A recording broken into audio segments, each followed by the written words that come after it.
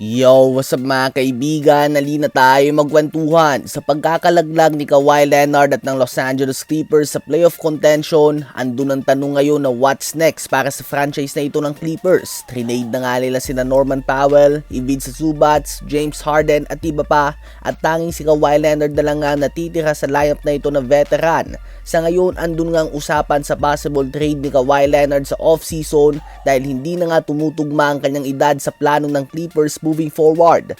Walang duda na mahusay pa din nga si Kawhi at nagtala pa din siya ng career high 27.9 points per game ngayong season.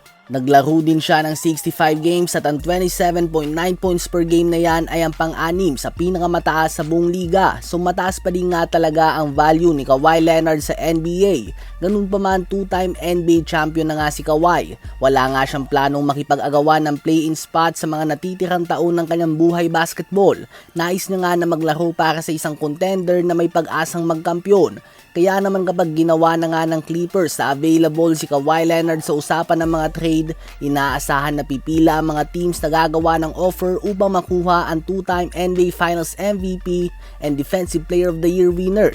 Hindi siya nagkaroon ng magandang performance sa play-in game, subalit hindi natin may tatanggi na may kakayahan pa din nga si Kawhi na maging number 1 option. Kaya naman ang isa sa mga kinoconsider ng mga team kung sakali man nagagawa sila ng trade para kay Kawhi ay kung handa na ba itong maging number 2 or number 3 option sa opensa. Dahil realistically speaking ay mahirap nga na gumawa ng opensa na nakapalibot sa isang player na hindi mo tiyak kung maglalaro ba ng 50 or 60 plus games sa isang season. Kayo ba mga kaibigan, saan team nyo ba nais na makita na maglaro si Kawhi Leonard sa susunod na NBA season? Habang sa pagkakalaglag naman ng Los Angeles Clippers, isang team ang nagdidiwang at yan nga ay walang iba kundi ang reigning NBA champions OKC Thunder. Dahil may pick pa nga sila mga kaibigan mula sa Clippers dahil sa Paul George trade na naganap noon.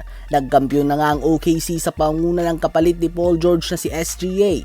Wala na din si PG sa Clippers, subalit hanggang ngayon ay nakikinabang pa din dito ang OKC Thunder. Ganun na lang nga katalong Clippers sa naging palitan. Dahil sa maagang pagkakalaglag ng Clippers ay may top 12 pick na makukuha ang OKC with a 7% chance na umakyat pa sa top 4. Ang OKC na hawak ang overall best record sa NBA sa tatlong magkakasunod na taon ay posible pa nga madagdagan ng top 10 or even top 5 pick next season. Kung ayaw man nila itong kunin ay pwede nga nila itong gamiting bala sa mga trade talks sa mga tulad ni Giannis Antetokounmpo, Kawhi Leonard at iba pa kung sakali man na interesado sila. Ano ba masasabi niyo tungkol dito? I-comment yan sa baba at aking babasahin yan. Huwag kakalimutan na mag-like, mag-subscribe at i-hit ang notification bell for more updates at kwentuhan. Maraming salamat po.